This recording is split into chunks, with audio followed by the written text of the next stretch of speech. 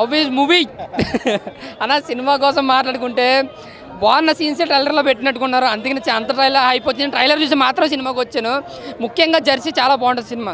అంటే ఆ విధంగా తీసుకెళ్లాలనుకున్నాను. ఎమోషనల్గా కొంచెం మాస్ హీరో దొరికాడు కాబట్టి కొంచెం మాస్ జోడించి మాస్కి ఎమోషనల్గా తీసుకెళ్లాలని చూశాడు గౌతమ్ తిన్నూరి గారు.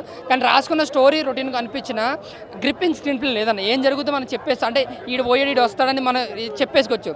బట్ ఫస్ట్ హాఫ్లో అయితే మాత్రం సత్యదేవ్ గారి మధ్య అండ్ విజయ్ దేవరకొండ మధ్య సీన్స్ అయితే బాగా అనిపిస్తుంది. కొంచెం ఇంట్రెస్ట్గానే అనిపిస్తుంది ఫస్ట్ హాఫ్. బట్ ఇంటర్వెల్లో వచ్చే హైప్ సీన్తో సెకండ్ హాఫ్ మీద హైప్ ఇంకా పెరిగిపోద్ది.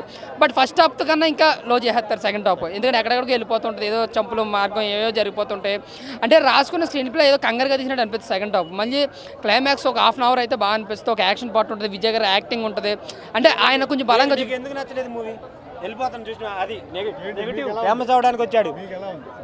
మూవీ అయితే కొండన్న వెంకటేశ్వర నమ్ముకున్నాడు కదా, 100 రేట్లు ఇచ్చేసాడన్న. ఇట్టయితే ఒక మూవీ ఇలా తీయాలి, గౌతమ్ తిన్నూరి గారి యాక్షన్ మూవీ ఇలా తీయాలని చూపెట్టి జెర్సీ తర్వాత ఇలాంటి మూవీ తీస్తాడని ఎవడు ఎక్స్పెక్ట్ చేయలేదు. ఈ మూవీ ప్రతి ఒక్క ఆడియన్ వచ్చి చూడాలి. కింగ్డమ్లో విజయ్ దేవరకొండ నన్ను కండాలు చూసామనుకో ఆడపిల్ల గుండెల్లో దడదడలే, అర్థమైందా?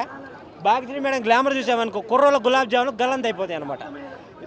అన్నవరంకి వెళ్ళామనుకో సత్యనారాయణ స్వామి ఫేమస్. ఈ మూవీలో వెళ్ళామనుకో సత్యదేవన్న ఫేమస్ క్యారెక్టర్. మన కేరళ వెళ్తే గుర్తొచ్చేది మనకు నేచర్. ఈ మూవీ చూసాక వెళ్తే గుర్తొచ్చేది మనకు వెంకీ అన్న క్యారెక్టర్.